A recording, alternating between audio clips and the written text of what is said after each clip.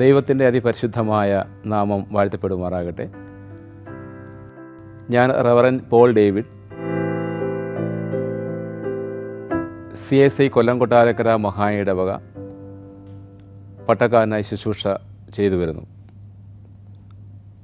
കൊല്ലം കൊട്ടാരക്കര മഹായ ഇടവകയിലെ Kottarakkara CSI Christ church സഭാംഗമായ ഞാൻ കഴിഞ്ഞ 25ഓളം വർഷങ്ങൾ ദൈവിക ശുശ്രൂഷയിൽ പ്രവർത്തിച്ചു വരുന്നു എന്നുള്ളത് അഭിമാനത്തോടെ പറയട്ടെ.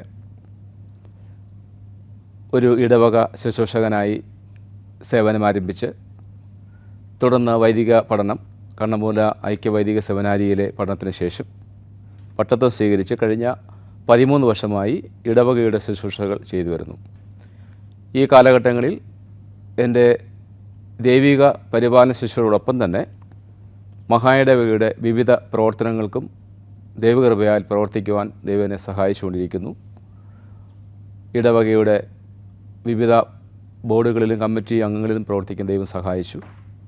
പ്രത്യേകിച്ച് സൺഡേ സ്കൂളിൻ്റെ ഡയറക്ടറായിട്ട്, യൂത്ത് മൂവ്മെൻറ്റിൻ്റെ കോർഡിനേറ്ററായിട്ടും, പാസ്റ്റേഴ്സിൻ്റെ സെക്രട്ടറിയായി ഇപ്പോൾ ഞാൻ ശുശ്രൂഷ ചെയ്യുന്നത് ബോർഡ് ഫോർ മിഷൻ ആൻഡ് ഇവാഞ്ചലിസത്തിൻ്റെ ഡയറക്ടറായിട്ട് പ്രവർത്തിച്ചു വരുന്നു.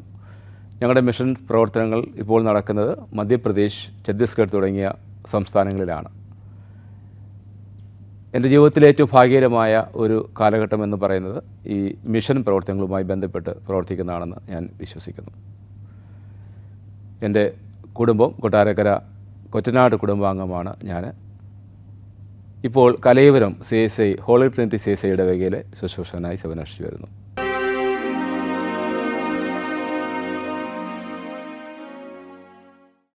ഒരു ക്രിസ്തീയ പാരമ്പര്യമുള്ള കുടുംബത്തിൽ ജനിച്ചു വളർത്തപ്പെട്ട ഞാൻ ശൈശവകാലം മുതൽ എൻ്റെ മാതാപിതാക്കൾ എന്നെ ദേവാലയത്തിലെ ആരാധനകളിലും സൺഡേ സ്കൂളിലും മറ്റ് പ്രവർത്തനങ്ങളിലൊക്കെ എന്നെ കരം പിടിച്ച് നടത്തിയതാണ് എൻ്റെ ശൈശവകാലത്തിലുള്ള ഏറ്റവും ധന്യമായ ഓർമ്മകൾ.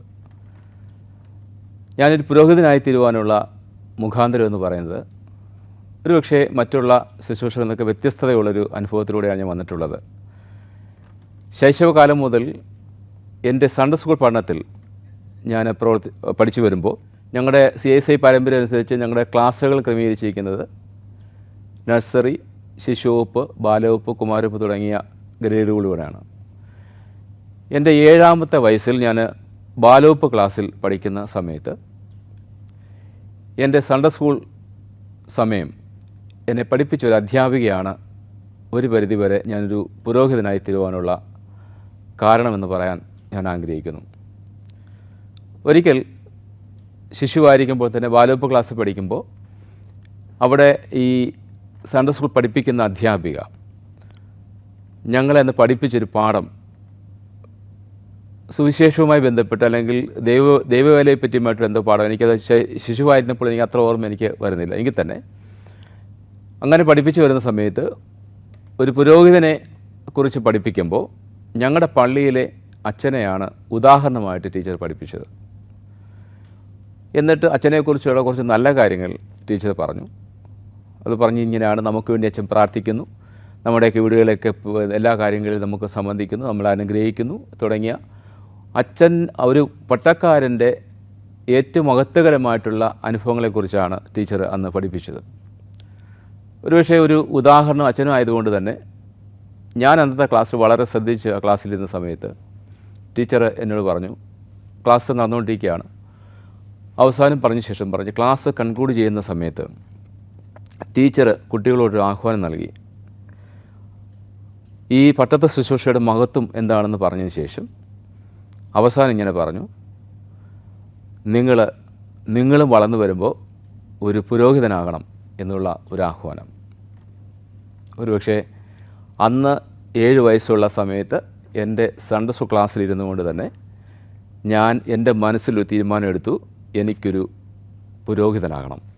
ഈ ചെറുപ്രായത്തിൽ തന്നെ പുരോഹിതനാകണമെന്നുള്ളൊരു ആഗ്രഹം എന്നിലുള്ളതുകൊണ്ട് ഞാൻ എപ്പോഴും ഒരു പ്രാർത്ഥനാ ജീവിതത്തോടു കൂടെ എപ്പോഴും പുരോഹിതന്മാരാകണമെന്നുള്ളതുകൊണ്ട് തെറ്റുകളിലേക്കൊന്നും അകപ്പെടാതെ കഴിയുന്നതും അങ്ങനെ ഒരു ദൈവത്തെ കൂടുതലറിഞ്ഞ് ദൈവത്തിൻ്റെ വഴികൾ അറിഞ്ഞ് ജീവിക്കാനായിട്ട് ശ്രമിച്ചു. എൻ്റെ ജീവിതത്തിലെ മറ്റൊരു ഭാഗ്യം എന്ന് പറയുന്നത്, എൻ്റെ ദൈവാലയത്തിൽ നിന്ന് ഏകദേശം ഒരു 2 കിലോമീറ്റർ ദൂരെയാണ് എൻ്റെ ഭവനം.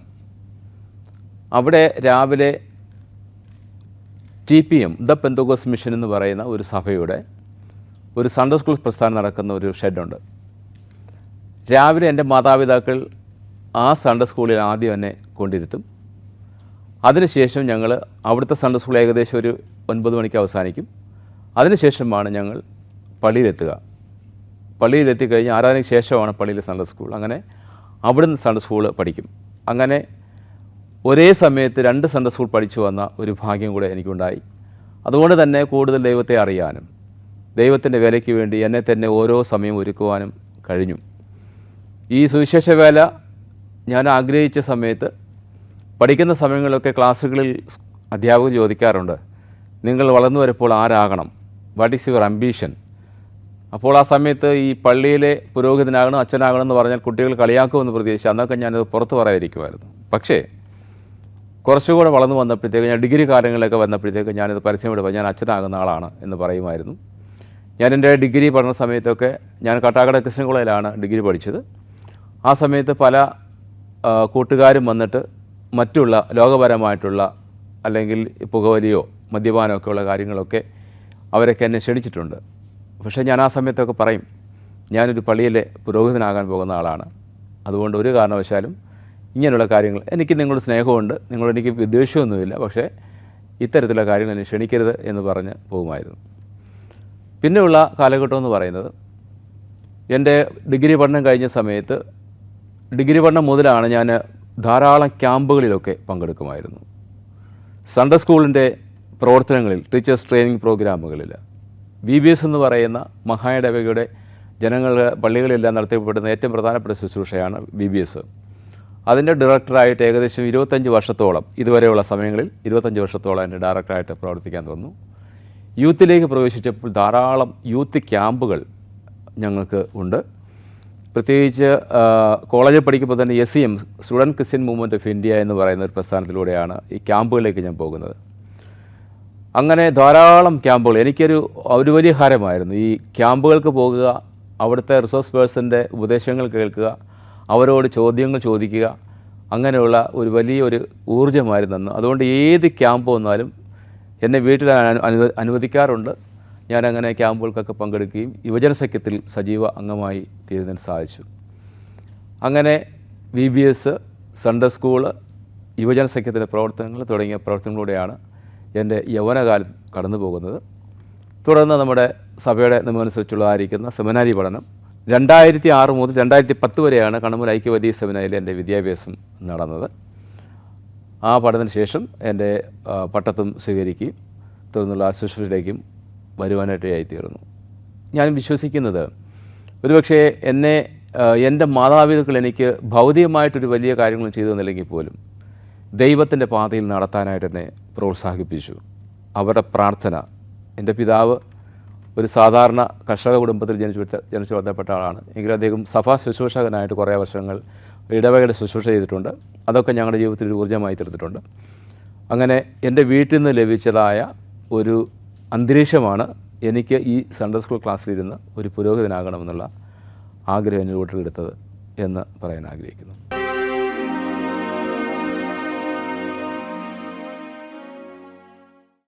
വൈദിക ശുശ്രൂഷയിൽ സെക്കുലർ വിദ്യാഭ്യാസത്തിനുള്ള പ്രാധാന്യം വാസ്തവത്തിൽ ഒരു പരിധിവരെ പ്രസക്തമല്ല. ഡിഗ്രി വേണം. ഏതെങ്കിലും ഒരു ഗ്രാജുവേഷൻ കഴിഞ്ഞെങ്കിൽ മാത്രമേ നമുക്ക് സെമിനാരിൽ അഡ്മിഷൻ ലഭിക്കുകയുള്ളൂ. അതിനുശേഷമുള്ള സമയത്ത് നമുക്ക് തിയോളജി പഠിക്കുന്നു. BD കഴിഞ്ഞ ശേഷം പിന്നെ MDH, പിന്നെ ഡോക്ടറൽ സ്റ്റഡികളുണ്ട്. ദൈവകൃപയാൽ ഞാനിപ്പോൾ doctor of ministry DMin course, അതിൻ്റെ കോഴ്സ് കഴിഞ്ഞ് ഇനി തീസിസ് മാത്രം കൊടുക്കുന്ന പ്രോസസ്സേ ഉള്ളൂ. അത് ചെയ്തുകൊണ്ടിരിക്കുകയാണ്. അപ്പോൾ നമ്മുടെ ഈ സെക്കുലർ സ്റ്റഡി എന്ന് പറയുന്നത് നമുക്ക് ഈ സെമിനാരി അഡ്മിഷൻ ലഭിക്കുന്നതിന് വേണ്ടിയുള്ള ഒരു ഉപാധിയായിട്ടാണ്. നമുക്ക് ഡിഗ്രി പാസ്സായിട്ടുള്ളവർക്കാണ് ഇത് കോഴ്സുകൾക്ക് പോകാൻ കഴിയുള്ളൂ. അത്തരത്തിൽ അതിനു വേണ്ടി മാത്രമാണ്. തുടർന്ന് നമ്മൾ പിന്നെ ആഗ്രഹിക്കുന്നുള്ളവർക്ക് പൊതുവായിട്ട് പഠിക്കുന്നുണ്ടാകാം. ഞാൻ എൻ്റെ സെമിനാരി പഠനം കഴിഞ്ഞ ശേഷമാണ് MA സോഷ്യോളജി പഠിക്കാനുള്ള അവസരം. അതെൻ്റെ ഒരു ആഗ്രഹമായിരുന്നു. പണ്ട് സാധിച്ചില്ല, അതുകൊണ്ട് എനിക്ക് അത് വേണമെന്നുള്ള ആഗ്രഹിച്ച് അത് ചെയ്തു. ഇപ്പോൾ നമ്മളിപ്പോഴും പഠിച്ചുകൊണ്ടിരിക്കുന്ന ഇപ്പോൾ സ്റ്റുഡൻ്റാണ്.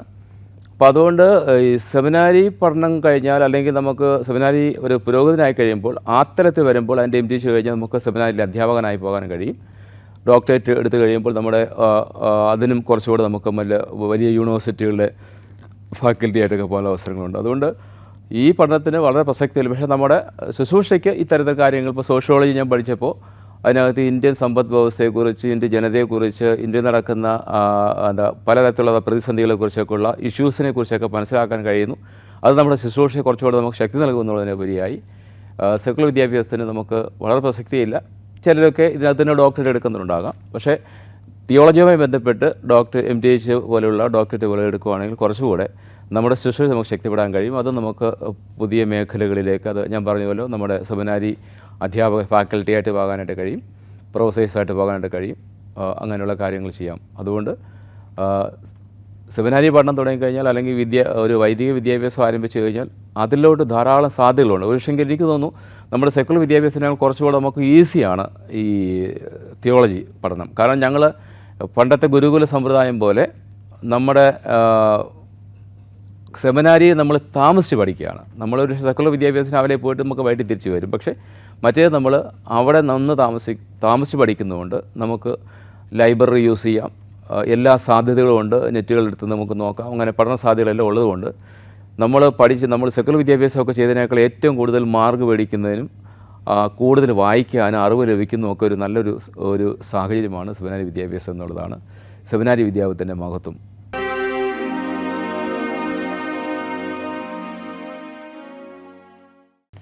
ഞാൻ ആമുഖത്തിൽ പറഞ്ഞു 2010 ഞാനൊരു പട്ടക്കാരനാകുന്നത്. അതിനുശേഷമുള്ള 13 വർഷമെന്ന് പറയുന്നത് എൻ്റെ ശുശ്രൂഷയിൽ സംബന്ധിച്ചിടത്തോളം സഭയുടെ വിവിധ ശുശ്രൂഷകൾക്ക് സജീവമായി ശക്തമായി ഓടിക്കൊണ്ടിരിക്കുന്നു എന്നുള്ളതാണ്. ആദ്യം ഞങ്ങൾ ദക്ഷിണകേരള മഹായുടെ ഭാഗമായിരുന്നു. അതിനുശേഷം നമുക്ക് കൊല്ലംകൊട്ടാരക്കര മഹായുടെ വകയിലേക്ക് ഒരു പുതിയ ഭദ്രാസനം രൂപപ്പെട്ടപ്പോൾ അതിൻ്റെ പ്രഥമ യൂത്ത് കോർഡിനേറ്ററായിട്ട് എന്നെ നിയോഗിച്ചു. ഒരുപക്ഷെ അന്ന് അതൊരു ഇലക്ഷനൊന്നുമല്ല. ഈ കാര്യങ്ങൾ അത് കുറച്ചുകൂടെ കാര്യഗൗരവമായി നടത്തിക്കൊണ്ട് പോകാൻ കഴിവുള്ളവരെ തിരഞ്ഞെടുക്കുമ്പോൾ എന്നെ വലിയ ദൗത്യമാണ് എന്നെ ആദ്യം ഏൽപ്പിക്കുന്നത്.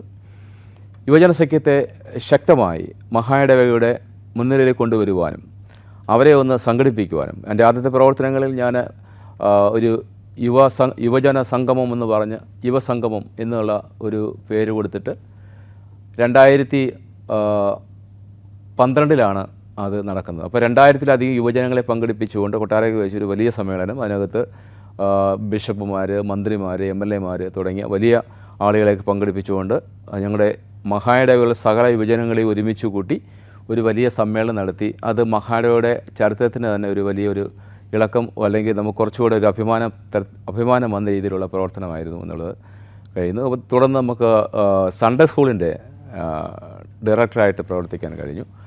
ആ കാലഘട്ടം എന്ന് പറയുന്നത് നമ്മുടെ കുഞ്ഞുങ്ങളെ ദൈവത്തിൻ്റെ വചനം പഠിപ്പിക്കുന്നതോടൊപ്പം തന്നെ അവരെ സർഗാത്മക കഴിവുകളെ കണ്ടെത്തി ഏതൊക്കെ തലങ്ങളിൽ അവരെ നമുക്ക് കൈത്താങ്ങി മുന്നോട്ട് കൊണ്ടുവരാൻ കഴിയുമോ എന്നുള്ളത് ആയിരുന്നു അതിൻ്റെ പ്രവർത്തനങ്ങൾ എന്ന് പറയുന്നത്. അതിനുശേഷം നമ്മുടെ ഈ അച്ഛന്മാരുടെ സെക്രട്ടറി ആയിട്ട് എല്ലാ വർഷവും ഒരു പട്ടാക്കാരനെയും ഒരു ശുശ്രൂഷകനെയും തിരഞ്ഞെടുക്കുന്ന ശുശ്രൂഷയുണ്ട്. ആ ഒരു നിയോഗം ഒരു വലിയ ഒരു ഭാഗ്യമായിട്ട് ഞാൻ കാണുന്നു. കാരണം എന്ന് വെച്ച് കഴിഞ്ഞാൽ ഗോവയിൽ വെച്ചുള്ള ഒരു റിട്രീറ്റ് വെച്ചിട്ടാണ് ഇതിൻ്റെ തിരഞ്ഞെടുപ്പ് നടക്കുന്നത്. അത് നമ്മൾ ഓഫീസേഴ്സിനോട് പറയും, നിങ്ങളൊരു 3 അച്ഛന്മാരെ പേര് കൊടുക്കണം പറയും. അത് സാധാരണ അച്ഛന്മാരെ ഒരു സെക്രട്ടറി എന്നുള്ള തലത്തിൽ നോക്കുമ്പോൾ ഏറ്റവും സീനിയറായിട്ടുള്ള കുറച്ചുകൂടെ പക്വതയുള്ള അച്ഛന്മാരെയാണ് സാധാരണ തിരഞ്ഞെടുക്കുക. എന്നാൽ അന്ന് ഈ ഗോവയിൽ വെച്ചുള്ള അഭിമന്യ മോഡറേറ്റ് തിരുമേനി ഈ അച്ഛന്മാർ സെക്രട്ടറി ആയിട്ട് എൻ്റെ പേര് പറഞ്ഞപ്പോൾ വാസ്തവത്തിൽ ആദ്യം എനിക്ക് വിശ്വസിക്കാൻ കഴിഞ്ഞില്ല. കാരണം ഞാൻ തന്നെയാണോ, ഞാനത് മിണ്ടായിരുന്നു. അപ്പോൾ എല്ലാവരും മറ്റേ അച്ഛന്മാർ പറഞ്ഞു, അപ്പോൾ എഴുന്നേക്ക്, അച്ഛനെയാണ് പറയുന്നതെന്ന് പറഞ്ഞു. അത്തരത്തിലൊരു വലിയ ഭാഗ്യം പട്ടക്കാല ഒരു സെക്രട്ടറിയായി സേവനമനുഷ്ഠിക്കാനുള്ള അവസരം ലഭിച്ചു. അത്തരത്തിൽ വരുവാൻ കഴിഞ്ഞു. അപ്പോൾ ഈ നാളുകളിൽ അതിനുശേഷം ഇപ്പോൾ ഈ കോവിഡ് കാലം കുറേ കാലത്ത് നമുക്ക് ചുമതല ഉണ്ടായി നമുക്ക് ശാന്തമായിരിക്കേണ്ടി വന്നു. എന്നാൽ ഇപ്പോൾ എൻ്റെ ശുശ്രൂഷയുടെ ഞാൻ ഏറ്റവും ആഗ്രഹിച്ച ഒരു ശുശ്രൂഷയാണ് ഞാൻ ഇപ്പോൾ ചെയ്യുന്നത് എന്ന് പറയുന്നത് മിഷൻ പ്രവർത്തനങ്ങൾ. സുവിശേഷം എത്തിയിട്ടില്ലാത്ത സ്ഥലങ്ങളിൽ യേശുവിൻ്റെ സുവിശേഷം കൊണ്ടു കൊടുക്കുവാനും അവരെ ദൈവത്തിൻ്റെ മക്കളാക്കി തീർക്കുക എന്നുള്ളൊരു വലിയ ശുശ്രൂഷ. ഞാൻ കുഞ്ഞുനാൾ മുതൽ എൻ്റെ ഒരു നല്ല ഒരു അല്ലെങ്കിൽ പക്വ അറിവ് ഉണ്ടായ സമയം മുതൽ എനിക്ക് മിഷൻ പ്രവർത്തനം ഇഷ്ടമായിരുന്നു. ദൈവകൃപയാൽ ഒരുപക്ഷെ മിഷൻ വേലകളിൽ എനിക്ക് ഒരു മിഷണറിയായി പോകാൻ കഴിഞ്ഞില്ലെങ്കിലും കഴിഞ്ഞ ഒരു വർഷമായി ഞാൻ മിഷൻ ബോർഡിൻ്റെ ഡയറക്ടറായിട്ട് പ്രവർത്തിക്കുന്നു. എൻ്റെ ജീവിതത്തിലെ ഏറ്റവും അനുഗ്രഹമായ നിമിഷം ഏതാണെന്ന് ചോദിച്ചാൽ ഇതാണെന്ന് പറയും. കാരണം നോർത്ത് ഇന്ത്യയിലാണ് ഞങ്ങളുടെ മിഷൻ പ്രവർത്തനങ്ങൾ നടക്കുന്നത്. മധ്യപ്രദേശ്, ഛത്തീസ്ഗഡ് തുടങ്ങിയ പ്രവർത്തനങ്ങൾ സംസ്ഥാനങ്ങളിലാണ്. അവിടെയുള്ള പ്രവർത്തനങ്ങൾ സത്യത്തിൽ ഞാൻ ഒരു വർഷത്തിനകത്ത് വെച്ച് 6 പ്രാവശ്യം ആ മിഷൻ ഫീൽഡുകളൊക്കെ നിരന്തരം സന്ദർശിക്കുകയും അവിടെയുള്ള ആദിവാസി മേഖലകളിൽ പ്രത്യേകിച്ച് മധ്യപ്രദേശിലൊക്കെ യാദവ എന്ന് പറയുന്ന ഒരു സമൂഹമാണ്. അവർ ഈ കന്നുകാലി വളർത്തുന്ന ജോലിയുള്ളവരാണ്. അവരാണ് കൂടുതൽ ദൈവത്തിൽ വരുന്നത്. പിന്നെ വനത്തിനുള്ളിലുള്ള മിഷൻ പ്രവർത്തനങ്ങൾ, അവിടെ വാസ്തവത്തിൽ ആദിവാസികളാണ്. അവിടുത്തെ പ്രത്യേകത നമ്മുടെ സുവിശേഷം നമ്മളിവിടെ ചെയ്യുന്ന കേരളത്തിൽ കാണുന്നതൊന്നുമല്ല യഥാർത്ഥ സുവിശേഷം. അവിടെ നമ്മൾ ആരാധനയ്ക്ക് വരുന്ന സമയത്ത് ഒരു 200-ലധികം ആളുകളൊക്കെ നമ്മുടെ ആലയത്തിൽ വരാറുണ്ട്. അവർ 200-300 കിലോമീറ്ററുകൾ ദൂരത്തു നിന്നാണ് വരുന്നത്. ആ സഭയിൽ അവർക്ക് അംഗത്വമൊന്നുമില്ല. പക്ഷേ അവർ വരുന്നൊരു കാര്യമുണ്ട്, അവരെങ്ങനെയെങ്കിലും എവിടെയെങ്കിലും വെച്ച് യേശുവിനെ കേട്ടിട്ടുണ്ട്. യേശുവിനെ കേൾക്കുമ്പോൾ യേശു സൗഖ്യമാക്കുന്ന യേശുവാണെന്നുള്ള ഒരു ബോധ്യം. അതാണ് അവർക്ക് ഇതിലേക്ക്, ഈ പള്ളിയിലേക്ക്. അപ്പം ഇവിടെ വരുന്നത് അവരെ എത്ര രോഗികളായിരിക്കുന്നവരെ എടുത്തുകൊണ്ട് വരിക, എത്രയോ ദൂരത്ത് നിന്ന് നമ്മളിവിടുത്തെ പോലെ ഓട്ടോയും പിന്നെ ടാക്സി സൗകര്യങ്ങളൊന്നുമില്ല. ഈ ട്രാക്ടർ, ഈ വയലുകൾ ഉഴുതുമറിക്കുന്ന ട്രാക്ടറുകളിൽ അതിനകത്തൊക്കെ മേക്കുരയൊന്നുമില്ല. അതിനകത്ത് വെച്ച് എല്ലാവരും കയറ്റി ലോഡടിക്കുന്നവരെ കൊണ്ടുവരും. എന്നിട്ട് നമ്മുടെ പള്ളിയിൽ ഓരോരുത്തർ എടുത്തുകൊണ്ട് വന്നാണ് അവിടെ ഈ ആലയത്തിനകത്ത് ഇരുത്തുന്നത്. അപ്പോൾ അവർ അന്ധവിശ്വാസങ്ങളാണ് അവരുടെ ജീവിതത്തിലെ ഏറ്റവും വലിയൊരു ശാപം എന്ന് പറയുന്നത്. ഓരോ സമയത്തും കഴിഞ്ഞ അവസാനം നടന്നൊരു വലിയ ഒരു സംഭവം ഞങ്ങളുടെ ഹൃദയത്തെ ഞെട്ടിച്ച കാര്യമാണ്. മധ്യപ്രദേശിൽ ഞാനൊരു ദേവാലയത്തിൽ പോയി. അവിടുത്തെ ശുശ്രൂഷകൾ കുർബാനയെ കൊടുക്കുകയും അവരുമായി കൂട്ടായ്മ ആചരിച്ചു. മടങ്ങി വന്നതിന് ശേഷം ഞാൻ വീണ്ടും കഴിഞ്ഞ മാസം ഞാൻ അവിടെ നിന്ന് പോകുന്നതിന് മുമ്പ് ഇവിടുന്ന് യാത്ര തിരിക്കുന്ന ദിവസം കേട്ട വാർത്ത, ഞങ്ങളുടെ ദേവാലയത്തിൽ വന്നുകൊണ്ടിരുന്ന ഒരു സ്ത്രീ, 37 വയസ്സുള്ള യദോഭായ് എന്ന് പറയുന്ന ഒരു സ്ത്രീയെ അവരെ നഗരവാസികൾ കഴുത്തറുത്ത് കൊന്നു. അതിൻ്റെ അടിസ്ഥാനം വിശ്വാസമല്ല, അന്ധവിശ്വാസമാണ്. കാരണം അവരൊരു ഗ്രാമത്തിൽ നിന്നാണ് ഈ ആരാധനയ്ക്ക് വന്നുകൊണ്ടിരുന്നത്. അപ്പോൾ യേശുവിനെ ആരാധിക്കാൻ, യേശുവിനെ ആരാധിക്കാൻ വരുന്നു എന്നുള്ളതുകൊണ്ട് അവർ മനസ്സിലാക്കിയതിന് ശേഷം ഇവരുടെ ഗ്രാമം എന്ന് പറയുന്നത് ഒരു 10, 100, 150 കുടുംബങ്ങൾ അടങ്ങുന്ന ഒരു സമൂഹമാണ് ഒരു ഗ്രാമം. ആ ഗ്രാമത്തിൽ അവർ എന്തൊക്കെയോ ചില പ്രതിസന്ധികളുണ്ടായ സമയത്ത് അവിടുത്തെ ഗ്രാമത്തലവൻ അവിടുത്തെ ഈ പൂജാരിമാരെ വിളിച്ചിട്ട് ഇതെന്താണ് ഇങ്ങനെയുള്ള ദോഷത്തിന് കാരണമെന്ന് ചോദിക്കാനിട വന്നു. അപ്പോൾ അവർ പറഞ്ഞു, ഇവിടെ നിന്ന് നമ്മുടെ ഈ ആചാരങ്ങളെല്ലാം തള്ളിക്കളഞ്ഞുകൊണ്ട് യേശുവിനെ ആരാധിക്കാൻ ഇവിടെ നിന്നൊരു കുടുംബം പോകുന്നുണ്ട്. അവർ പോകുന്നതുകൊണ്ടാണ് നമ്മുടെ ഈ ഗ്രാമത്തിൽ ഈ പ്രശ്നം ഉണ്ടാകുന്നതെന്ന് പറയാനിട വന്നു. അപ്പോൾ എന്താണ് ഇനി പോംവഴി എന്ന് ചോദിച്ചപ്പോൾ അത് നോക്കിയ പൂജാരിയാണ് പറഞ്ഞത്, ഒന്നുകിൽ ഇവരെ ഇതിന് പിന്തിരിപ്പിക്കണം, അല്ലെങ്കിൽ നമ്മൾ അവർക്ക് ബലി കൊടുക്കണം, ദേവന് ബലി കൊടുക്കണമെന്ന് പറഞ്ഞിട്ട് അവരോട് പല പ്രാവശ്യം പറഞ്ഞു, നിങ്ങൾ ഈ യേശുവിനെ ആരാധിക്കാൻ പോകരുത് എന്ന് പറയുമ്പോഴും യേശുവിനുള്ള വിശ്വാസം, യേശുവിനെ അവിടുത്തെ പ്രത്യേകത എന്ന് പറയുന്നത്, ഈ മിശ്രം അവിടുത്തെയുള്ള ജനങ്ങൾ യേശുവിനെ അറിഞ്ഞിട്ടുള്ള ആരും ഒരു കാരണവശാലും പിന്നെ മറ്റു വിശ്വാസത്തിലേക്ക് പോകില്ല. അപ്പോൾ അങ്ങനെ വന്നപ്പോൾ 38 വയസ്സുള്ള ഈ സ്ത്രീയെ അവർക്ക് തല വെട്ടി, തല കിട്ടിയില്ല, ബാക്കിയുള്ള ശരീരഭാഗം അവിടെ കൊണ്ടുകൊടുത്തു. തല അവരെ ഏതോ പൂജയ്ക്ക് കൊടുത്തു എന്നാണ് പറയുന്നത്. അത്തരമുള്ള പ്രതിസന്ധികളുള്ള അതിൻ്റെ കാരണം അന്ധവിശ്വാസമാണ്. അവർക്ക് ഒരു രോഗം വന്നാൽ ട്രീറ്റ്മെൻറ്റ് ഇല്ല, ഇതുപോലെ ബലി കൊടുക്കുക, ഇങ്ങനെയുള്ള കാര്യങ്ങളാണ്. മറ്റൊരു കാര്യം, മറ്റൊരു ഗ്രാമത്തിൽ പോയപ്പോൾ ഒരു ചർച്ചിൽ ധാരാളം പേര് കൂടി വന്നിരുന്ന ചർച്ചാണ്. ആ ചർച്ചിൽ വന്ന് ശുശ്രൂഷ ചെയ്ത സമയത്ത് അവർ പറയുന്നു, ഇതുപോലെ ഒരാൾക്ക് അതിനെ എതിർത്തു. അവരോട് പറഞ്ഞു, നിങ്ങൾ ഈ സ്ഥലത്ത് ഇനി യേശുവിനെ ആരാധിക്കാൻ പറ്റത്തില്ല. യേശുവിനെ ആരാധിക്കാൻ വന്നപ്പോൾ ധാരാളം പേര് ഇതിലേക്ക് വരിക. അപ്പോൾ അവരുടെ മതവും വിശ്വാസവും ഒക്കെ നഷ്ടപ്പെട്ടു പോകുന്നുള്ളത് കൊണ്ട് അവിടെ ശുശ്രൂഷ ചെയ്യുന്നവരോട് പറഞ്ഞു, നിങ്ങൾ ഈ പ്രാർത്ഥന നടത്തരുത് എന്ന് പറഞ്ഞു. അപ്പോൾ അവർ പറഞ്ഞു, അവർ നടത്തിക്കൊണ്ടു. പക്ഷേ പിന്നെ ഇവരെ ഉപദ്രവിക്കാൻ തുടങ്ങി. അവരെ പിടിച്ചു കെട്ടി കൊണ്ടുവന്നിട്ട് ഒരു ഗ്രാമത്തിൽ ഒരു വലിയ മരത്തിൻ്റെ മുട്ടിലാണ് ഈ ഗ്രാമസഭ കൂടുന്നത്. അവിടെയുള്ള ഗ്രാമത്തിൽ വന്ന് പറഞ്ഞു, നിങ്ങളുടെ കയ്യിലിരിക്കുന്ന വേദപുസ്തകവും എല്ലാം ഇവിടെ കൊണ്ടിട്ട് ഒരു തീയിട്ടിട്ട് പറഞ്ഞ് അവിടെ ഇട്ട് ചുട്ടുകളയണം. ഒന്നുകിൽ ചുട്ടുകളഞ്ഞിട്ട് നിങ്ങളുടെ ആ മതത്തെ നിങ്ങൾ തള്ളി പറയണം, അങ്ങനെയെങ്കിൽ നിങ്ങൾക്ക് ഈ ഗ്രാമത്തിൽ താമസിക്കാം, അത് ചെയ്യാതിരിക്കുന്നവർക്ക് ഒരു കാരണവശാലും ഇത് പറ്റില്ല എന്ന് പറഞ്ഞു. അങ്ങനെ ഇവർ എല്ലാവരും ചെന്ന് ഇവർ പറഞ്ഞു, ഒരു കാരണവശാലും യേശുവിനെ വിട്ട് ഞങ്ങൾ വിശ്വാസത്തിൽ നിങ്ങൾ മാറത്തില്ല എന്ന് പറഞ്ഞപ്പോൾ അവരോടെല്ലാം പറഞ്ഞു ആ ഗ്രാമത്തിൽ നിന്ന് പുറത്തു പോകാൻ പറഞ്ഞു. അങ്ങനെ അവരെല്ലാം ഈ യേശുവിനെ അറിഞ്ഞുകൊണ്ട് ആ ഗ്രാമത്തിൽ നിന്ന് പുറത്ത് പോയി കഴിഞ്ഞാൽ അത് നമ്മളെപ്പോലെയുള്ള സാഹചര്യമൊന്നുമല്ല, അത് വേറെ ഏതെങ്കിലും വനത്തിലോ ഉള്ളിൽ അങ്ങനെ പോയി താമസിക്കുക എന്നുള്ളതേ ഉള്ളൂ. അവരെല്ലാം അവിടുന്ന് മാറേണ്ട വന്നു. അത്തരത്തിൽ കാരണം ഇവരുടെ അന്ധവിശ്വാസമാണ്. അതുകൊണ്ട് ഈ ഇതിനകത്തൊക്കെ നമുക്ക് ഇടപെടുന്നതിനും ഈ സുവിശേഷ പ്രവർത്തനം ചെയ്യുന്നതാണ് എൻ്റെ ജീവിതത്തിലെ ഏറ്റവും വലിയ ഒരു അനുഗ്രഹം എന്ന് പറയുന്നത്. അവിടെ കാലാവസ്ഥയൊക്കെ വളരെ പ്രതികൂലമായ കാലാവസ്ഥകളുണ്ട്, എങ്കിലും പ്രതിസന്ധികളൊക്കെ ഉണ്ടാകുമ്പോഴും ഒത്തിരി കാര്യങ്ങൾ ദൈവത്തിന് വേണ്ടി ചെയ്യാൻ കഴിയുന്നു. ഇതാണ് ഇപ്പോഴത്തെ എൻ്റെ പ്രവർത്തനത്തിൻ്റെ ഏറ്റവും പ്രധാനപ്പെട്ട കാര്യം. നമുക്ക് സ്കൂളുകളുണ്ട്, ഹോസ്പിറ്റലുണ്ട്. അതിലൂടെയൊക്കെയാണ് നമ്മൾ കൂടുതൽ ഈ ജനങ്ങളെ കണ്ടെത്താനുള്ള ശ്രമം ചെയ്യാറുള്ളത്.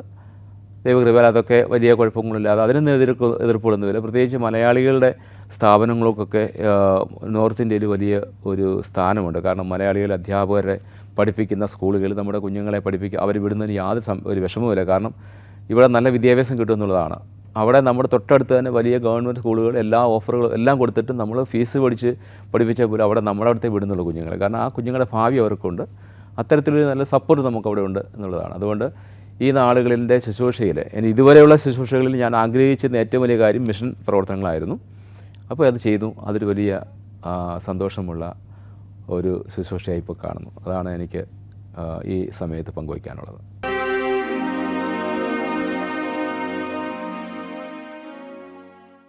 ദൈവവിളി എന്നുള്ളത് ദൈവം വിളിച്ചിട്ടല്ലാതെ ഒരാൾക്ക് ശുശ്രൂഷയ്ക്ക് നിൽക്കുവാൻ കഴിയില്ല. യെശയ്യാപ്രവാചകത്തിൽ വായിക്കുമ്പോൾ അവിടെ പറയുന്നുണ്ട്, ഞാൻ നിന്നെ പേർചൊല്ലി വിളിച്ചിരിക്കുന്നു, നീ എനിക്കുള്ളവൻ തന്നെ. വേദപുസ്തകത്തിൻ്റെ ആദ്യം മുതൽ നമ്മൾ പഠിക്കുമ്പോൾ കാലാകാലങ്ങളിൽ ദൈവജനത്തിൻ്റെ പരിപാലനത്തിനായി യഹോവയായ ദൈവം രാജാക്കന്മാരെയും പ്രവാചകന്മാരെയും ഉപദേശകന്മാരെയും അബ്രഹാം, മോശെ പോലുള്ള പൂർവ്വപിതാക്കന്മാരെയൊക്കെ ദൈവം വിളിച്ച് വലിയ നിയോഗം ഏൽപ്പിച്ചിട്ടുണ്ട്.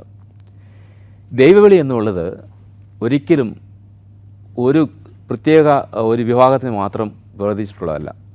വേദപുസ്തകത്തിൽ നമ്മൾ പഠിക്കുമ്പോൾ മോശയെ ദൈവം വിളിക്കുന്നത്, അബ്രഹാമിനെ ദൈവം വിളിക്കുന്നത്, ഇവരൊക്കെയാണ് നമ്മുടെ വിശ്വാസത്തിൻ്റെ പിതാവ് എന്നറിയപ്പെടുന്നത്. അബ്രഹാമിൻ്റെ പിതാവ് തേരഹാണ്. തേരഹ് എന്ന് പറയുന്ന ആൾ ഒരിക്കലും ഒരു വിശ്വാസിയായിരുന്നില്ല. അദ്ദേഹം വിഗ്രഹം ഉണ്ടാക്കി അത് വിൽക്കുന്ന ആളായിരുന്നു. അപ്പോൾ അത്തരത്തിൽ അതിനെ പ്രോത്സാഹിപ്പിക്കുന്ന അദ്ദേഹത്തിൻ്റെ മകനാണ് അബ്രഹാം. അബ്രഹാം എന്നാണ് അദ്ദേഹത്തിൻ്റെ പേര്. ദൈവം ഈ വേലയ്ക്ക് വിളിക്കുമ്പോൾ ഇദ്ദേഹത്തിന് അബ്രഹാം എന്നുള്ള പേരിലേക്ക് മാറ്റി. അപ്പോൾ ഈ അബ്രഹാമിനെ ദൈവം വിളിച്ചത് എന്തുകൊണ്ടെന്നാണെന്ന് വെച്ച് കഴിഞ്ഞാൽ അദ്ദേഹത്തിന് ദൈവത്തോടുള്ള ഒരു വലിയ സ്നേഹം, അല്ലെങ്കിൽ ദൈവത്തെ വിശ്വസിച്ചുകൊണ്ടാണ്. അതുകൊണ്ട് പാരമ്പര്യമോ മറ്റുള്ള ഒരു യോഗ്യതകളും അല്ല ദൈവവിളിക്ക് മുഖാന്തരം. ദൈവത്തെ അന്വേഷിക്കുന്നവരെ, ദൈവത്തിൻ്റെ വചനങ്ങൾ അനുസരിക്കുന്നവരെ ദൈവം വിളിക്കുന്നു. മോശയെ ദൈവം വിളിച്ചു. മോശ വിളിക്കുമ്പോൾ മോശയ്ക്ക് വിക്കുള്ള നാവ് ആണ്, തടിച്ച നാവാണ്, വിക്കുണ്ട്. പക്ഷേ വിളിക്കുമ്പോഴത്തേക്ക് അദ്ദേഹം പറഞ്ഞതിനെ കൊണ്ട് പറ്റുന്നില്ല. ഞാൻ അപ്പോഴത്തേക്ക് അഹ്റോനെ കൊടുത്തിട്ട് അദ്ദേഹത്തെ സപ്പോർട്ട് ചെയ്ത് കൊടുക്കുമ്പോഴും ഞാൻ പറഞ്ഞത്, ദൈവത്തിന് വേണമെങ്കിൽ അഹ്റോനെ നേരിട്ട് എടുക്കാമായിരുന്നു. അദ്ദേഹം സാമർത്ഥ്യമുള്ള ആളാണ്. പക്ഷേ ദൈവം തിരഞ്ഞെടുക്കുന്നത് ബലഹീനതകളൊന്നും നോക്കാതെയാണ് ദൈവത്തിൻ്റെ തിരഞ്ഞെടുപ്പ് എന്ന് പറയുന്നത്. അതിനകത്ത് പാരമ്പര്യമൊന്നുമില്ല. ഞാൻ അതാ പറഞ്ഞ അബ്രഹാമിൻ്റെ കാര്യം പറഞ്ഞു. അദ്ദേഹം അബ്രഹാമിൻ്റെ പിതാവ് തേരഹ്, അദ്ദേഹം ഒരു വലിയ വിശ്വാസിയൊന്നുമല്ല, ഒരു പാരമ്പര്യമുള്ള ആളെന്ന് ആയിരുന്നില്ല. പക്ഷേ അബ്രഹാം വിശ്വാസികളുടെ പിതാവായി മാറി. അദ്ദേഹത്തിൻ്റെ ശുശ്രൂഷയാണ്. മോശയെ വിളിക്കുന്നതും ഇതുപോലെ യോഗ്യതകൾ നോക്കിയല്ല, ദൈവത്തിന് ഇഷ്ടമുള്ള, ദൈവത്തെ ചില ഉദ്ദേശങ്ങളുണ്ട്, ദൈവം തിരഞ്ഞെടുക്കുന്നതെല്ലാം അങ്ങനെയുള്ളതാണ്. യേശു കർത്താവിൻ്റെ ശുശ്രൂഷയിലേക്ക് വരുമ്പോഴും അവിടെയും സമൂഹത്തിൽ പാർശ്വവൽക്കരിക്കപ്പെട്ട അല്ലെങ്കിൽ തള്ളപ്പെട്ടവരെയൊക്കെ സമൂഹത്തിന് മുഖ്യതലയിൽ കൈപിടിച്ചു കൊണ്ടുവരുന്ന യേശുവിൻ്റെ ദൗത്യം. അതുകൊണ്ട് എൻ്റെ ഒരു കാഴ്ചപ്പാടെന്ന് പറയുന്നത്, ദൈവം തൻ്റെ ശുശ്രൂഷയ്ക്ക് വിളിക്കുന്നത് മനുഷ്യർ കാണുന്ന ഡിഗ്രിയോ യോഗ്യതയൊന്നും. ഒരുപക്ഷെങ്കിൽ നമ്മളെക്കാളൊക്കെ എത്രയോ ഈ ദൈവിക ശുശ്രൂഷ ചെയ്യുന്നവരുണ്ടല്ലോ, അതിനകത്ത് ധാരാളം ആളുകളുണ്ട്.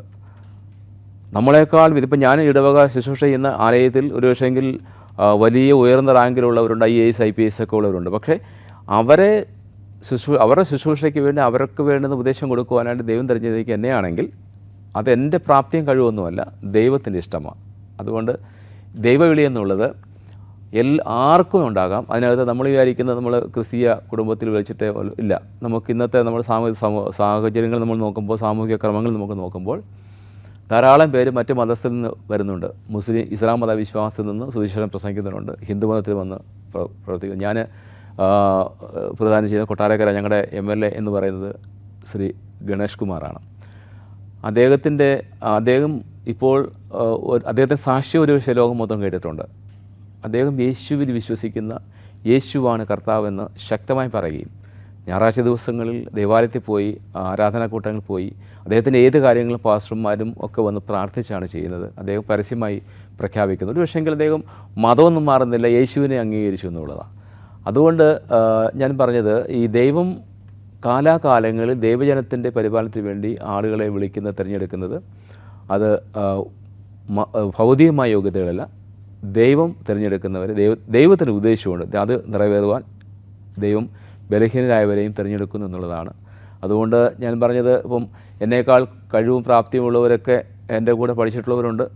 പക്ഷേ അവരൊക്കെ വന്ന സമയത്ത് ദൈവം എന്നെ ശുശ്രൂഷയ്ക്കായി തിരഞ്ഞെടുക്കുമ്പോൾ എൻ്റെ യോഗ്യതയോ പാരമ്പര്യമോ എൻ്റെ മഹത്വമോ ഒന്നുമല്ല, മറിച്ച് ദൈവത്തിൻ്റെ നാമം നിറവേറണം, അല്ലെങ്കിൽ ദൈവത്തിൻ്റെ ഇഷ്ടം. ഒരുപക്ഷെങ്കിൽ അത് വിശ്വസ്തയോടെ ചെയ്യുന്ന ആളുകളെ വിളിക്കും. പലരും ഒരുപക്ഷെ ഈ വിളിക്കുന്നവരെല്ലാം വിശ്വസ്തരായ അവസാനം നിന്നിട്ടില്ല എന്നുള്ളത് സത്യമാണ്. പലരും വിശ്വാസവീരന്മാർ പട്ടുപോയിട്ടുള്ള സമയമാണ്, അത് ജീവിത സാഹചര്യങ്ങളാണ്. എങ്കിലും ദൈവവിളി എന്നുള്ളത്, അത് നമ്മളെ ദൈവം വിളിക്കുന്നത് നമ്മുടെ യോഗ്യതയെക്കാളൊക്കെ ദൈവത്തിന് ഇഷ്ടമാണ്. ദൈവത്തിന് ഇഷ്ടമുള്ളവരെ തിരഞ്ഞെടുക്കും.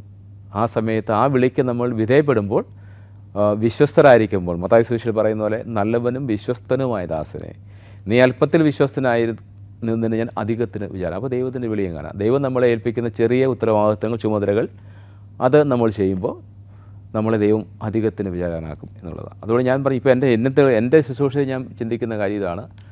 എത്രയോ മഹത്വകരമായിട്ടുള്ള പദവിയിലൊക്കെ എന്നെ പുറത്ത് ഞാൻ പറഞ്ഞു, ഞാൻ ഈ ക്യാമ്പുകൾക്ക് പോകുന്ന സമയത്ത് എനിക്ക് ഏറ്റവും ഉള്ള സന്തോഷം എന്ന് പറയുന്നത്, ഈ ലോകത്തിലെ ഏറ്റവും പ്രഗത്ഭരായിട്ടുള്ള ആളുകളുമായിട്ടൊക്കെ നമുക്ക് സംവാദം ചെയ്യാനായിട്ട് കഴിയുന്നുണ്ട്. വലിയ ആളുകളുമായി നമുക്ക് സംസാരിക്കാൻ, നമ്മുടെ സംശയങ്ങൾ ചോദിക്കാനൊക്കെ. ഞാൻ ക്യാമ്പുകളിലൊക്കെ പോകുന്ന സമയത്തും ഇങ്ങനെ ഡോക്ടർ ഫിലിപ്പോസ് ക്രിസ്മസ് തിരുമേനി, അതോടൊപ്പം തന്നെ ബാബു പൊളയേസ്, അലക്സാണ്ടർ ജേക്കബ് IPS, അതുപോലെ തന്നെ നമ്മുടെ രാഷ്ട്രീയ മേഖലയിൽ നിന്ന് EMS നമ്പൂതിരിപ്പാട്, കുഞ്ഞിന് മഷയുള്ളവരെ പോലെയൊക്കെ ഉള്ളവരെയൊക്കെ കാണാനും അവരോടൊപ്പം ഇരിക്കാനും അവരോടൊപ്പം സംസാരിക്കാനൊക്കെ ലഭിച്ചത് വലിയ കാര്യമാണ്. അതുകൊണ്ട് ദൈവം നമ്മളെ വിളിച്ചിരിക്കുന്ന വിളിക്ക് യോഗ്യമാണ് നമ്മൾ വിശ്വാസത്തോടെ ജീവിക്കുമ്പോൾ ദൈവം നമ്മളെ മാനിക്കുന്ന ദൈവമാണ്. അതുകൊണ്ട് ഒരിക്കൽ കൂടെ ഞാൻ പറയുന്നു, ദൈവവിളി എന്നുള്ളത് നമ്മുടെ മനുഷ്യബുദ്ധിക്കൊക്കെ അപ്പുറമാണ്. ദൈവം ആരെയാണ് തിരഞ്ഞെടുക്കുന്നത് നമുക്കൊന്നും പറയാൻ കഴിയില്ല. പലപ്പോഴും നമ്മൾ ചില തീരുമാനങ്ങൾ എന്തുകൊണ്ട് ഞാൻ സംഭവിച്ചു, പക്ഷേ ദൈവത്തിന് ഇതാണ് ഇഷ്ടം. ചില സഭയുടെ നേതൃത്വത്തിൽ വരുന്നവർ നമ്മൾ ഒരിക്കലും യോഗ്യരല്ല എന്ന്, പക്ഷേ ദൈവം അവരെ യോഗ്യരെന്ന് കണ്ടു തന്നെയാണ് എടുത്തത്. അതുകൊണ്ട് ദൈവത്തിൻ്റെ നമ്മൾ കാണുന്ന ആ യോഗ്യതയല്ല ദൈവവിളിക്ക് ആധാരം, മറിച്ച് ദൈവത്തിൻ്റെ ഇഷ്ടമാണ്.